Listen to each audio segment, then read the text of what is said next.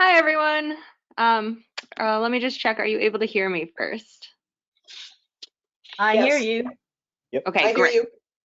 Yep. Apologies for the delay. My computer is going on 11 years old and does not like it when I ask it to do more than one thing at once. And I was trying to empty my trash and open GoToWebinar, and it crashed a little bit. But we can get started now. And Sandy, I don't know if you've really been introduced to everyone here.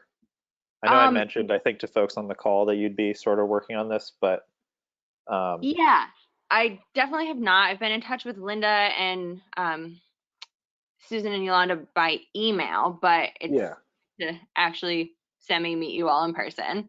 Yeah. Okay. Well, anyways, this is Jonathan here, and for those of you who weren't on the call that we had a few weeks ago, where I think I mentioned this, Sandy is going to be basically moving into my old position at Local Notion. I'm going to be doing more advocacy focused work. So Sandy's going to be managing totally our e-bike lending library as well as our workshops and some other things. And she's very experienced with the e-bike library. She probably knows more about it operations wise than I do because she's basically run it for the past year. So she's a really great resource, and yeah, I'll let Sandy take it from here out. Great, thank you, Jonathan. So just so you all know, I have unmuted you, so you have the ability to mute yourself on and off now. And as we go through this training, it won't be very long, but feel free to jump in at any point with questions. I think that will be the easiest way to do it. So I'll share my screen with you in just a minute. It just might take a couple seconds to actually load once I do. And what I'm planning to do, since there aren't too many people who were able to attend this training and we're doing it so far in advance from when we might be able to have the library up and running, I made a PowerPoint that's a lot more detailed than I would normally make it. So it's going to be a lot of text on each slide. And I wanted to do that so when people listen to this in the future or look through it in the future, it might be a little bit easier for them to understand what I was getting at. I will also be sharing a list of documents with everyone once we have it a little bit closer to when we know this will be starting and when the documents are finalized. And I will share this PowerPoint as well. So all the volunteers will have this webinar, which is being recorded, the PowerPoint from the webinar, so they can just look through it and I can add information to that and make it more of a live updated document, and a few different waivers and checklists and just some preparing documents. Okay, so that was just to give you a heads up. A lot of text coming your way, but mostly I'm just going to be talking and going through the main bullet points. We'll also run through the web reserve as much as we can quickly without having it actually up and running yet. So here's hoping that you can see my screen now.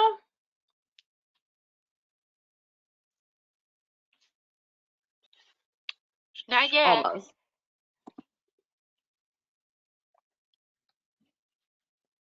Sandy, if we're not able, oh, it's coming through. So you Okay, could send out the slideshow and we could follow along on our own. Yeah, yep. And I was thinking that there's just pieces that I definitely want to show you what the web reserve program looks like because you'll be doing that. Okay, it is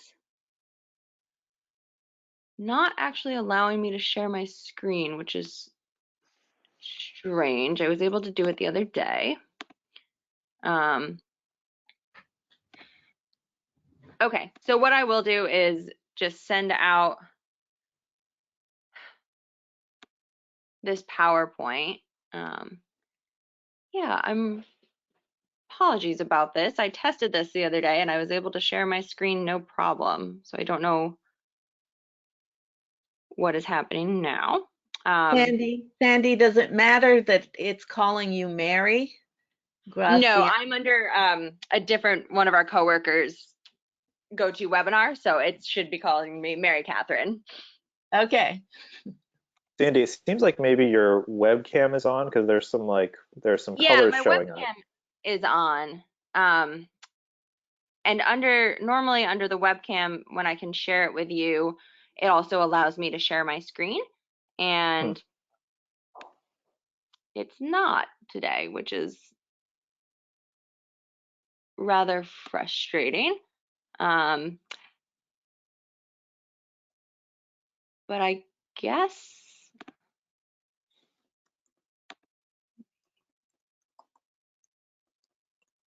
there we go.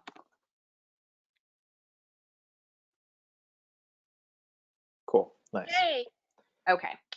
So just to confirm, you can see my screen now. Yes. Okay. Yes. Yep. Thank you for your Yay. patience. All right. Here we go. So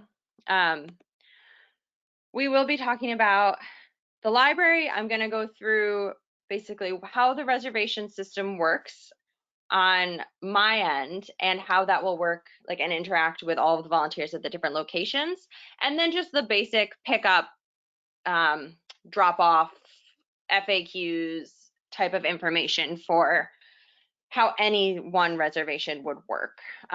What will happen later on as we kind of actually start developing this and having a timeline and knowing what it will look like is I'll work with each site individually with 1 or 2 or however many volunteers they have to create a more specific schedule for the loan periods and get that up on WebReserve, and then work with them to make sure that the borrowers know the details of picking up locations, pickup times, how the communication with the volunteers will work, and all the likes. So before we go, let's see, I'll pull up this slide just to make it a little more obvious. So the reservation system that we use is called WebReserve. This is what I used last year for the traveling e-bike lending library, and it worked pretty well. And since last year, I have dove into the system a little bit more, so I understand it even more deeply, and I think it will do a really good job for what we need to have happen. So in the WebReserve system, you will have access to log in, and something else, once I have the identified volunteers, I will make sure that everyone has the login information. Within On the webinar? within the system, you Well, you won't have be to able to register. distinguish between, I can't tell if that's Linda on the phone or somebody else, but I can hear the conversation that you're having, so everyone can as well, just as a heads up. The system will have all of the locations for where the Upper Valley Library will be going in one. So even if a Norwich volunteer is logging in, they will still be able to see the whatever has been created for when it's at Hartford or whichever location it's at the moment. So what I would like to do is show you what it looks like when you log in.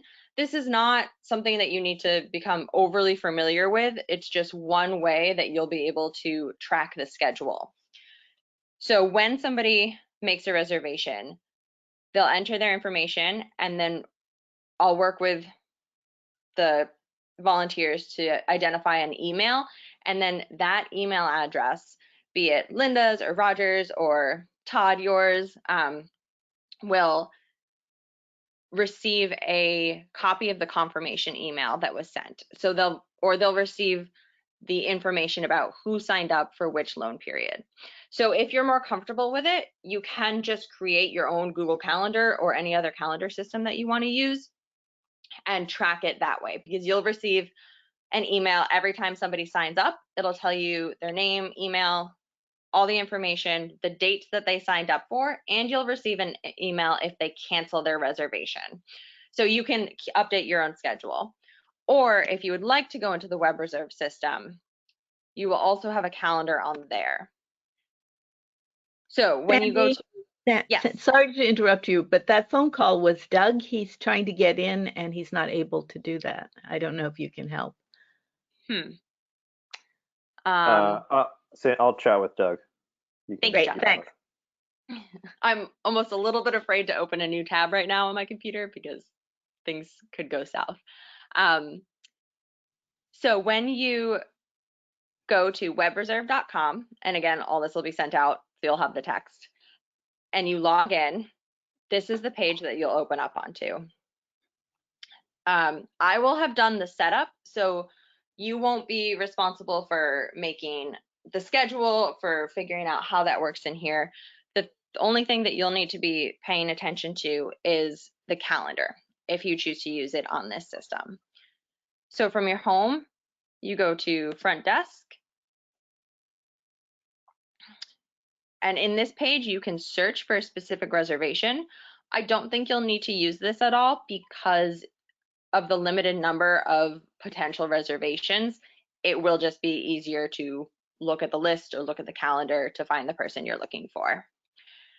So from front desk, you go to master calendar, and this is where it will show all of the items that are in this Upper Valley Lending Library location. So I have two kind of sample items pulled up right now. And unfortunately, I can't even go through and do like a test borrow because the system isn't up and running. So it doesn't allow reservations to be made right now. It just allows me on the back end to set up everything and have it be ready. But what you'll see is you can change how you view. So if I want to go to the full month,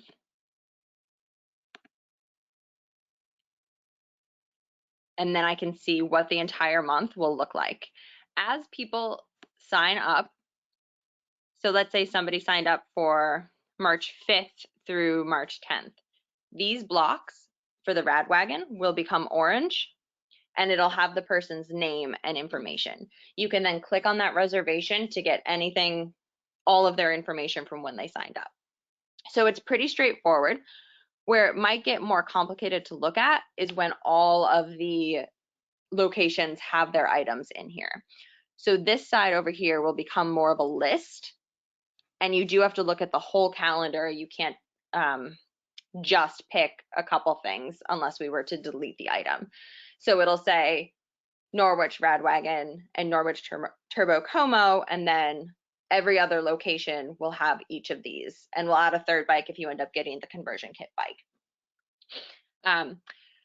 But that's why every single bike will start with a location name to make it clearer for you and for people signing up, to just really emphasize, make sure that you sign up for the correct location. So that's really all you're going to need to know about Web Reserve. And if you have more questions when we start and you're able to get into the system, or if you want to learn more about it, I am more than happy to have a phone call with you or go through something like this again and share screens and go over it. But for now, we'll go back and continue talking about the other aspects of what you'll be doing with the lending library overall. And like I said, there is a good deal of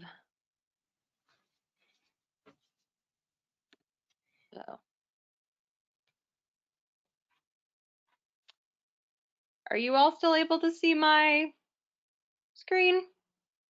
I There can we go. see your Okay. cat. Whoops, there you go. Yep. I was like, I don't know if you're seeing cat or PowerPoint. Okay, won't try that again. So the rest of the systems that we're going to be working with through this. And like I said, very text heavy. I'm kind of just going to run through the important stuff, and you can go back and recheck in with this as needed. So when a borrower makes a reservation, unfortunately, I can't show you what this page looks like. Like I said, the system needs to be up and running for that. But what they'll do is go from either the host site website or newsletter or wherever you decide you're going to be publishing that link. We will also be creating a page on the Local Motion website that is just for the Upper Valley Lending Library. So you can use that to direct people as well. And on that page, it'll be a brief description of what the program is, who's involved in the program, the different types of bikes that they can access so they can look at it before they're in web reserve, and the link to get to making the reservation. When they're on that web reserve page and they click on whichever bike they want to borrow, they'll be shown all slots that are available.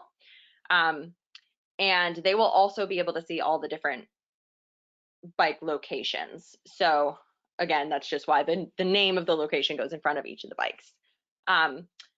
When they've signed up, they'll receive a confirmation email. I'm working on that text currently with Linda, Susan, and Roger.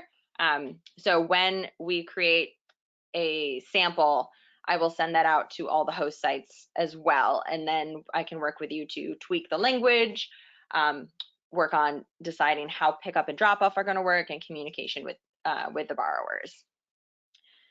So the borrower receives this confirmation email and will receive instructions for how to schedule a pickup time and anything else they need to know before they come to pick up the bike. One day before their reservation, they will also receive a reminder email with, again, whatever information you would like to kind of poke them with one last time before they come to pick it up. Hey, Sandy, Yes. this is Mike Case, Thetford. A question on the last slide, there was a note at the bottom saying, don't put the e-bike on a car carrier. Is that weight, or that it messes up the electronics? What's the reason for that? Just So, sorry, also because Jonathan and I are transitioning a little bit, I'm not sure where in the process you as volunteers are about knowing what borrowers can and can't do with the e-bike. So thank you very much for asking. I'll go over that in a little bit more detail. So the two big things about the e-bike when people borrow them that they need to know is that they need to have indoor storage for overnight. It's just part of kind of the liability of the bikes. They need to be able to be stored inside. It's also much better for the battery. And they also cannot put it on the back of a car rack, not because of the electronics, but just because of the weight and the bulkiness and the potential damage that can and has in the past been caused to a bike by falling off of a car rack that wasn't intended to support that kind of weight or that system of a bike. So in the confirmation email, it'll have that. In the reminder email, it will have that. And it's not a bad idea to just, when the volunteer connects with the borrower about pickup times, to just confirm again to make sure that the borrower knows, hey, you need to come and be able to ride this bike away. It can go in the back of a pickup truck. You know, it can go in the back of an SUV. It just can't be on a bike rack. thank you. That's helpful. Yeah, you're welcome. Any other questions about that? Yeah, Okay. and I would add that, you know, if if it seems like that's becoming problematic and folks are not being able to take the bikes, you know, it might be worth considering setting up some kind of delivery service, if Todd is up for it, where folks would actually get the bikes delivered to their house. I would probably say do that as a fee-based service, but something to consider. Yeah, really good point, because that might be a barrier for some folks, and ideally the fewer barriers, the better. Okay. So if somebody goes to make a reservation and no slots are available, which last year when we did the traveling library with Norwich and Hartford, it filled up very quickly. And it seems like there would have been demand for a wait list if we had the capacity to do that. So this time with the Upper Valley Lending Library, we'll make sure that we do have that capacity. They will be directed to a Google form where they can fill out their essentials, name, phone number, email, and they'll be asked about preference for communication. Again, working with the Norwich team to finalize this language, but asking how we will be able to get in touch with them and receive a response within 12 hours. Because that can be the complication of a wait list, is when do we move on to the next person if we haven't heard back from the first person? But that can all be tailored to each individual location. I'm just working with Norwich right now because I have some experience on this. They're scheduled to go first, although timeline is unlikely to make that happen. And that way we have a template to work off of for all the other sites. So they'll fill out the wait list, and then as the volunteers for your host site, you will be the ones responsible for contacting the wait list. Be it somebody just doesn't show up to pick up their bike, or if they cancel, 2 days, 3 days, however long ahead of their slot. And you'll be responsible for deciding when to move on to the next person on the wait list.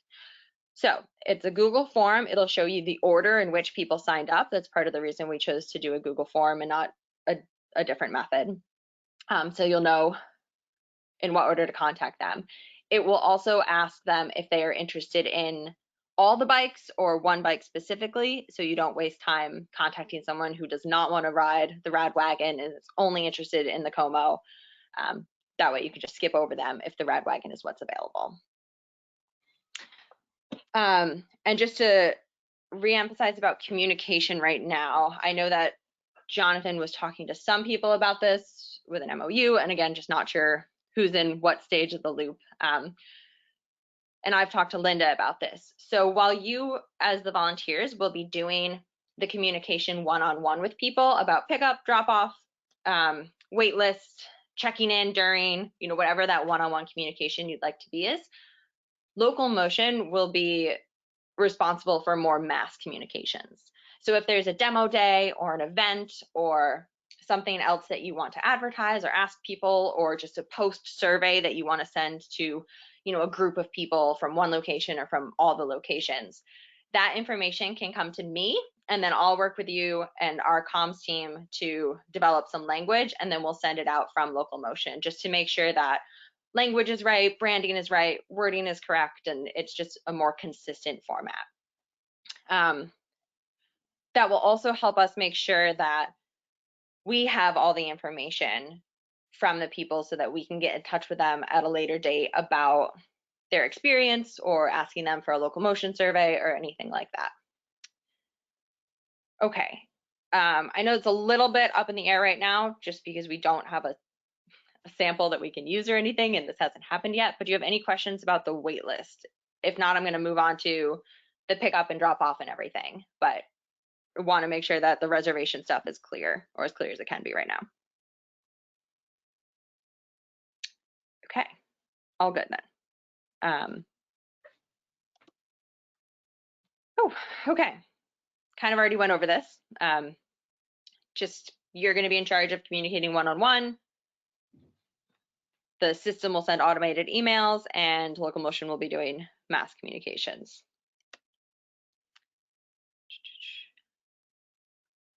Same thing. All right. So the pickup process. When you have the bikes at the host location and you're ready for someone to come, I highly recommend that whatever the pickup volunteer will be, or whomever that will be, arrives a little bit early, probably about 15 minutes, maybe 20 before the person, the borrower shows up. So that way when they come, it can be a very quick process. Have the waiver and checklist available and out, just to make sure that that is signed and they don't leave without you going over both of those things. When you're there, take a minute, unplug the bike. It should be plugged in to have been charged the night before, and turn it on. You could even run through the different systems on the screen just to make sure everything looks okay, and just make sure that it's functioning in general. And then depending on what that person indicated that they want for accessories and what is being offered with that bike, it's good to have things packed up and ready to hand over before the person gets there so they don't get left behind, especially the charger. That's a big one that I've seen in other lending libraries. There's a lot of moving parts when somebody comes to pick it up, and then the charger gets left behind, and then you have to coordinate, well, now how do I get you the charger? Because you're going to have this bike for several days, so the charger is essential. My understanding is that you will also have bike locks and helmets and panniers to go with the bikes. So if they are interested in any of those, just have them out and ready to go.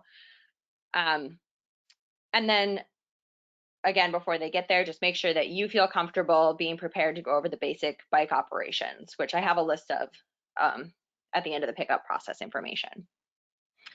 So when the borrower arrives, I would recommend going over the waiver first and foremost. It is very important that that gets signed by anyone before they get on the e-bike. So if you just have them sign it and date it beforehand, then we don't have to worry about that part going forward.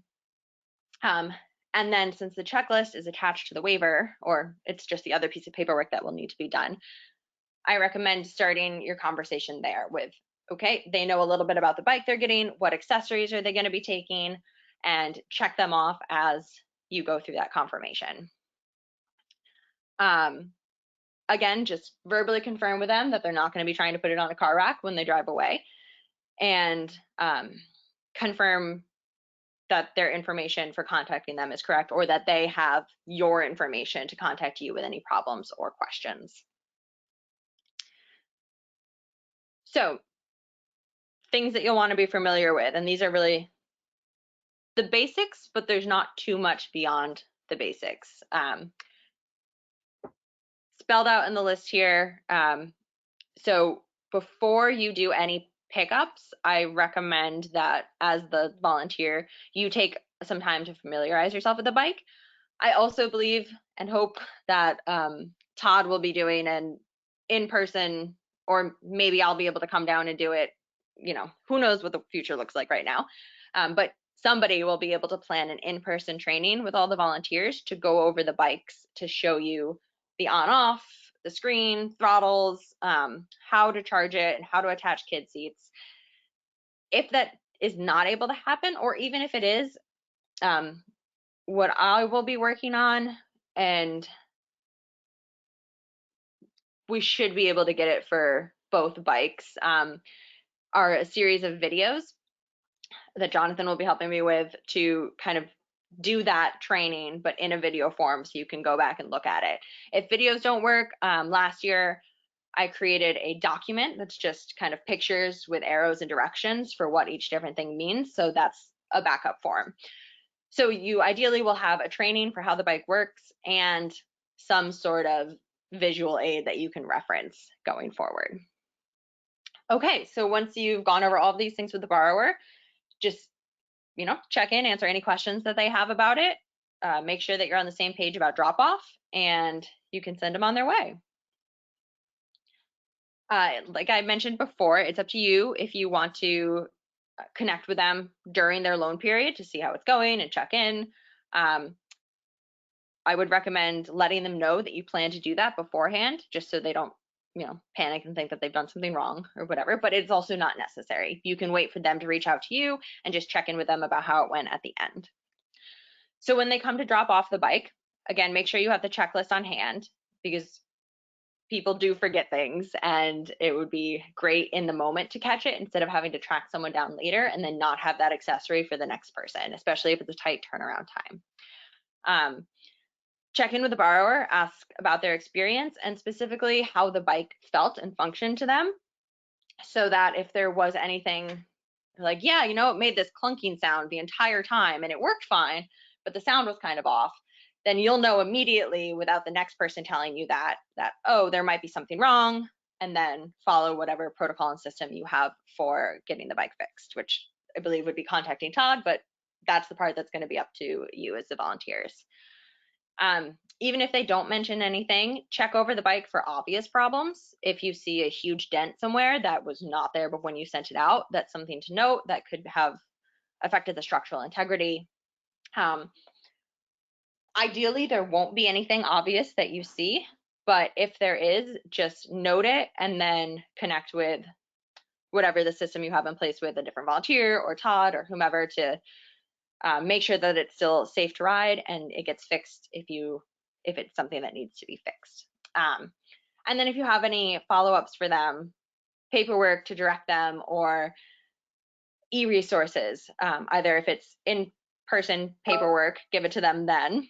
And then if it's an e-resource, make sure you follow up very soon afterwards. Otherwise, people might forget about their experience or something. And if you have a post survey that you would like to have done, that's something that I am happy to work with you on and make sure it's got the right information, and then help you figure out how you would like to send it out, if it's on an individual basis or more of a group basis. So once the borrower is there and they're headed out and everything looks okay, make sure that the bike gets charged. So even if they say, oh yeah, I just charged it this morning, I unplugged it and rode it over, you're still gonna wanna make sure that it charges overnight so that you can be positive that we'll have a full battery going out the next day or the day after, whenever the next person will be picking it up. And then something that we weren't really good about doing last year, to my knowledge, and that I think the current world crisis has thrown into light, is that we should clean the bike. It's going between people, just even if it's a quick once over with paper towel and Lysol spray or a wipe, hit the main parts that people are touching. I think that's just hopefully going to be the new norm going forward in our society. And I think this is a great place to use it. So that is all of the pickup and drop off. I think I just have one more thing to cover with you all during this. And before I move on to that, do you have any questions about kind of the highly detailed instructions I'm giving for something that's not overly complicated? I have just a couple of questions or Yes. comments. Yes. This is Susan Hardy in Norwich. And when Todd and I picked up the Turbo Como, it came with 2 battery keys. And our thought at the time was only 2 keys, these could easily get lost. And that Todd should keep one at all times, and perhaps one should stay with the lending location and they not go out to people, that we don't want them removing the chargers from the bikes. So that the key, the library or whoever's lending them would have a key, Todd would always have a key, and we're less likely to lose them. And the second part is, again, also kind of talking with Todd Todd can maybe answer this more, and maybe you folks have some experience with this, is that there are a lot of cautions about charging overnight, that you shouldn't leave a bike unattended while it's charging. And I just wonder if that's something that we need to think about. Well, the first part with the keys, I definitely agree with that. I think that's a great idea. It is the smallest piece that could very easily be lost. And the way that hopefully everything will be advertised is that the person or the borrower understands that they need a spot to store the entire bike inside overnight. So they don't think already, oh, I can just grab the battery and bring it in. Like, the idea is that the entire bike will come inside. And so if they can't even remove the battery, forces them to do that, I like it even more. For the second part, I could see where that might become a problem, but I've also not personally heard anything or know anything about that. I also have not looked into it, that being said. At Local Motion, we do keep our bikes charged and we do keep them plugged in overnight and for extended periods of time. But if there are safety concerns, that's definitely something that I would be happy to talk more about. And I would like to know Todd's opinion and just kind of get a better understanding of that. Because I haven't heard anything, but also that's kind of just how electronics work, is there tend to be safety problems. So yeah, if that's something maybe we could talk about, Susan, and make a decision about, and inform me a little bit more of where you're getting your information from and what Todd thinks. But thanks. Thanks for bringing that up. Yeah, this part of the reason this training is really good is things that I haven't thought about come up. Okay, does anyone else have questions about anything before I move on to the last part about volunteers? No, yes, I have a question. This is Linda Gray from Norwich, and my question is just to pursue, so that I understand better, the being indoors overnight, and the question is it literally indoors, or is it just undercover? Because I remember at one of our planning meetings, we were talking over the idea of purchasing a cover for one of the bikes, and I thought that the decision was, in fact, to purchase that. Perhaps Todd will know if that was the end decision. But so that, can you just walk me through what are the specifics of the of like overnight care for the bike? Yeah. So I'm going to ask Jonathan to jump in on this too. My understanding is that it is a coverage thing to protect against weather a little bit, but primarily it's a safety issue and making sure that the bike does not get stolen. Because if it's out overnight, it is much less likely to be watched and more likely to have the potential for something to happen to it. But Jonathan, do you have any more input from what you've worked on with Lynn about the reasoning beyond just that? Yeah, no, that's right. It's mostly it is mostly security for the bike, but it's also better just weather-wise for it to be inside if it's raining at night, just to have less exposure to moisture. The covers that we had planned on buying, my thinking was that those were more for, and we haven't actually bought the covers yet. So if this doesn't feel useful, then we don't need to. But my thing was that those were more for folks who are taking the bikes to work and have to lock them up outside at work during the day, and want to have a way to cover the bike if it's raining to keep it dry. But we don't provide those to folks who check bikes out from other libraries, and it hasn't been a problem. So it's up to you folks whether or not you want to provide the covers. Okay, thank you. Okay. Anything else that we need to go over about the actual pickup, drop off, and communication process with anyone? All right. So, as always, if you do have questions that you don't find the answer to in referencing this webinar or the PowerPoint, just reach out to me. I'm more than happy to work with you on things. So the last piece that I want to go over is about you operating as volunteers for Local Motion. So since this is a Local Motion project and it is run generously by you all who are volunteering your time to make this happen, it does mean that you are considered a Local Motion volunteer so that you can be covered by our liability insurance. And the one responsibility that we ask for our volunteers to take on is to be tracking and reporting the hours that they spend in their volunteer role, no matter what it is.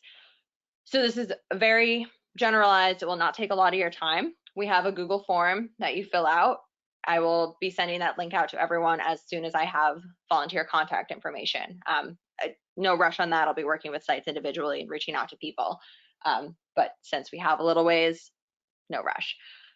But there is a form, and that is all that you need to do. Once you fill out that form for the time that you've already volunteered, you're all set. And it's a very general report. You don't need to track the difference in, oh, I did this many hours of pickup, this half hour was communication, and this hour was for, X, Y, or Z.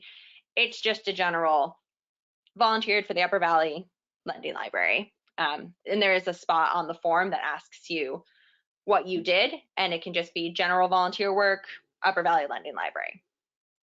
It is important for us to have these hours reported because we do need to track it, and there's a lot that we do with our volunteer information, not personal information, just hours and reporting on our end. And yeah, so hopefully it won't be too much of a hassle. And if you have any questions about that, I am also the volunteer coordinator at Local Motion, so feel free to reach out and I will make it work, trying to make it as easy as possible for you all since you are already donating so much of your time to just make this project happen. Okay, that's all that I have for the training. Like I said, I wanted the text to really be able to speak for itself for somebody looking for something. But if there's any other questions at the moment or going forward, if you come up with any questions, reach out to me, reach out to each other, whatever you need to do, and we'll figure it out and get this up and running. It's a little unfortunate that the first year of launching this is when the world is in chaos, but I think we'll be able to make it through and figure this out and hopefully be able to launch it at some point.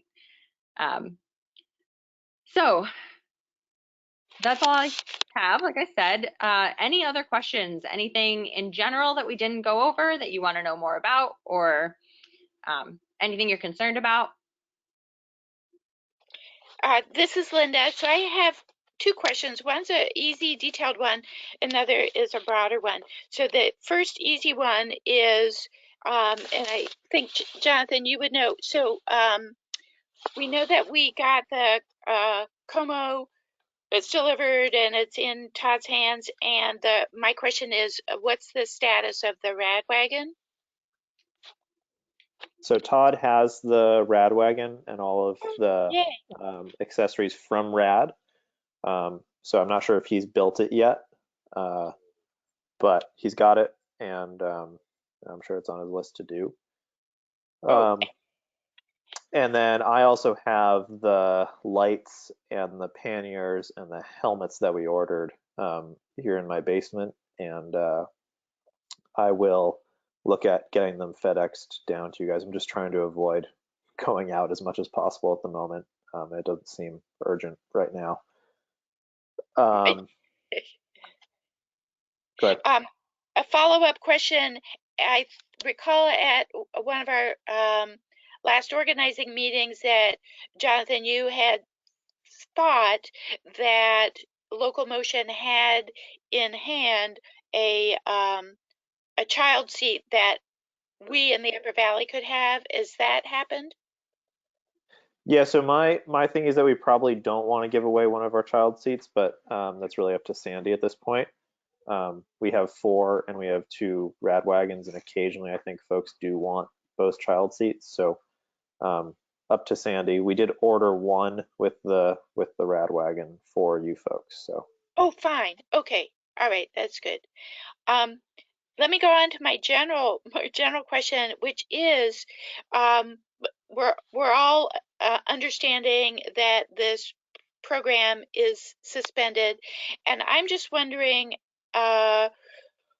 looking to Local Motion, what situation with regard to the virus will lead you all to plan to resume the loan program?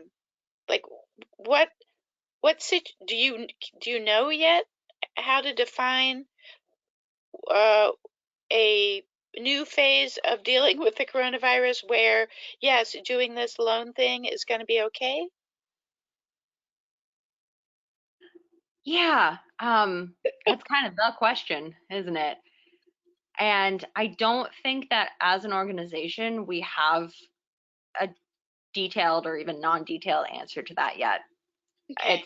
It's one of those things that we are paying very close attention to, obviously, and as things evolve, I think we'll know hopefully in the next couple weeks if it's a possibility to do it in those following weeks after that, or if not. But yeah, when and if Local Motion as an organization has an answer to that and has an idea of these are the circumstances that need to happen for program X, Y, and Z to start again, we will let you know as soon as we can. But yeah, right now, there are just so many unknowns that I don't think we have that at the moment. Okay, yes, that makes sense. And so I think the best thing for all of us here in the Upper Valley to do is simply make plans and make all of our decisions, like identify the volunteers and the physical lending locations, to have all that set, and perhaps some of us will be able to put that into play sometime in 2020, and perhaps none of us will, but we hopefully can do it in 2021. But so let's use this time to pin down our details and line things up so that whenever there is a go ahead, one of the towns can move forward on it. I would like to hear other people say, chime in as to whether they think that's the best thing to do.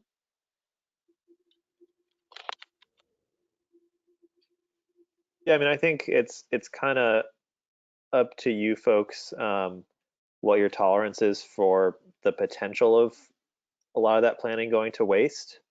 I would really like to. I mean, I am optimistic that we'll be able to do some sort of programming with e-bikes, probably, you know, mid to late summer. But there's certainly the potential that we won't.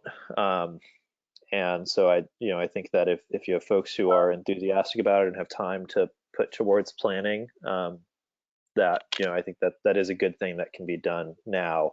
You just have to be aware that there's potential that, you know, those possibilities aren't gonna actually come to pass, and some of that planning may not, you know, actually bear fruit.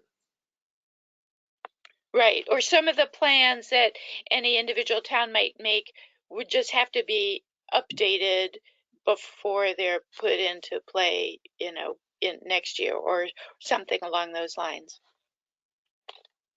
Right.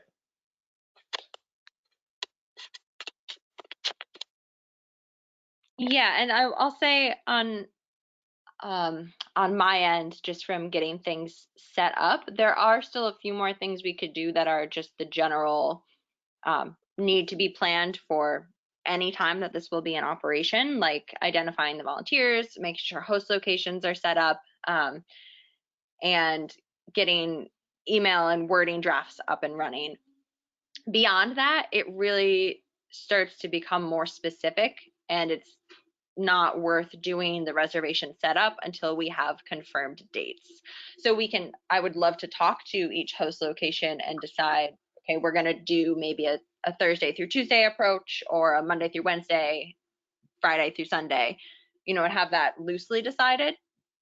But beyond that, I think it might just be more of a waste of time to actually fill out the reservation software, since that is looking for specific dates and times. The other sort of thing that can be done, is, like, I know there was talk about creating some like signage for actually on the bike that, you know, describes the controls. Sandy and I are planning to make videos for both these bikes that folks will be able to reference. But, you know, if you wanted to work on that sort of thing, or, you know, developing a logo for the Upper Valley program, you know, that sort of thing can be done now, and will be useful regardless of when it launches. Yes, right. Good point. I like that.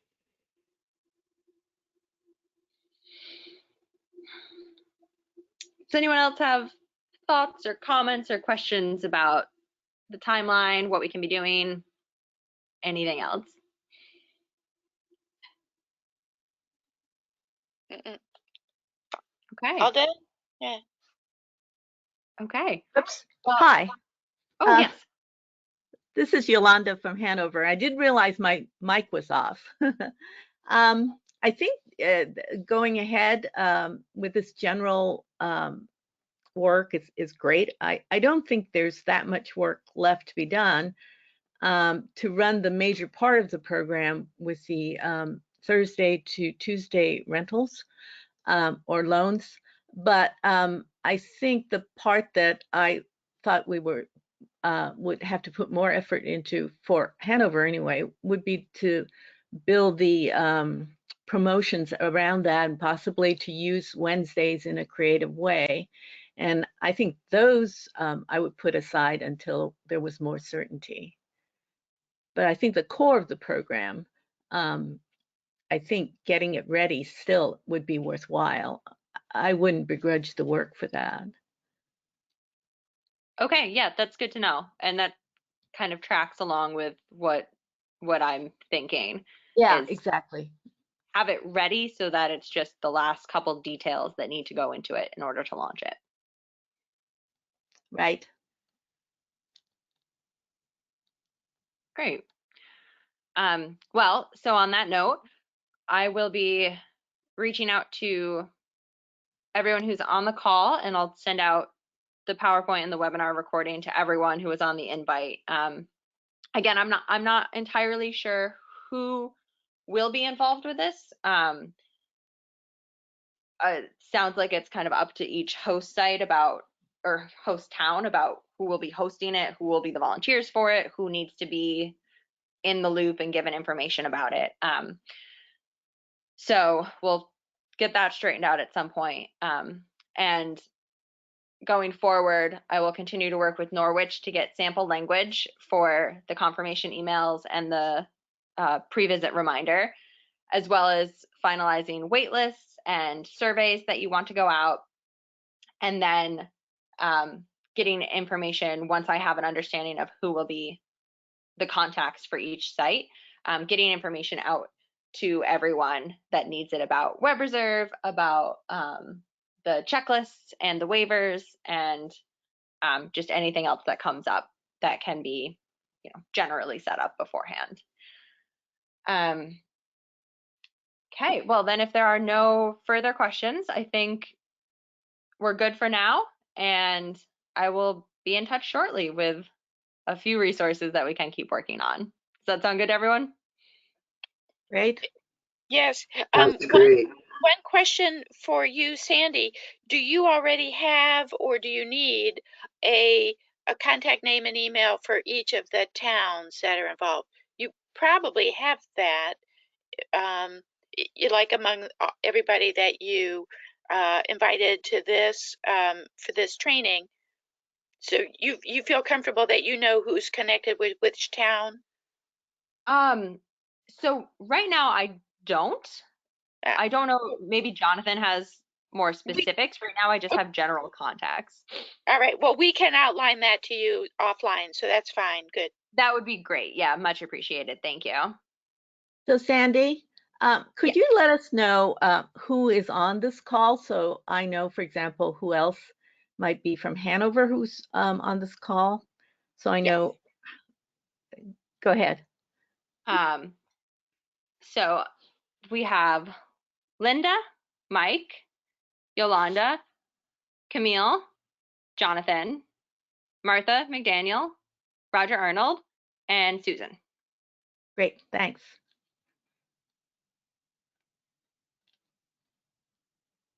Okay. Yeah, thank you for bringing that up. I'm glad I checked. I wasn't able to see who else had joined us later on. So welcome everyone, and nice to hear you, see you, whatever all. All right. Well, I think we are set for today. Thank you so much for bearing with me through my technology difficulties, and for being part of this. Yeah, it's trying times, but I'm really excited to have this happening, and I hope it'll be a good model to launch other things off of in the future.